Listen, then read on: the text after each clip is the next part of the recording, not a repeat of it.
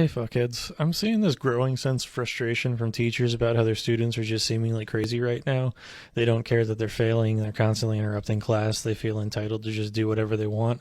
And I've seen teachers talking about this and seemingly at a loss as to why this is happening. And I've seen astute responses talking about how the pandemic really fucked up a lot of kids' socialization, and that is a part of it, but I think there's two bigger factors at play here. The first is kind of simply, why should these kids give a shit? How many of them live in homes with parents who are busting their asses at thankless jobs filled with stress and barely able to afford the bills? What kind of example does that set?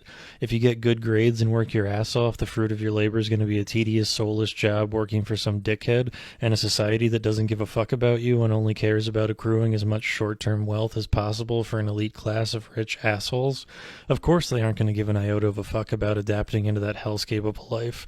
And that's assuming that climate change doesn't cause a massive catastrophe, or that some egomaniacal dictator with a tuna can for a penis doesn't start World War III. A lot of these kids have no hope, and how can we blame them for that? But the second thing is the really insidious part.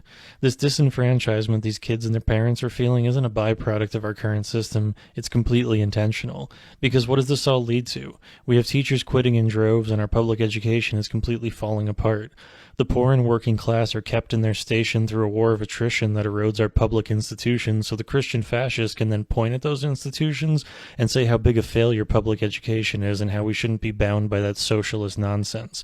The answer? Privatize it, paywall it, keep the elite in place and create a chasm between the working class and the rich, and do everything you can to keep the working class feeling disenfranchised and exhausted. Beat them down to the point of apathy and non-participation. And this is absolutely working. If you want to see just how well it is, look at the folks on social media talking about how they aren't going to vote next year. They feel so stripped of agency that suppressing their vote is a last-ditch attempt to foist some semblance of control over their station.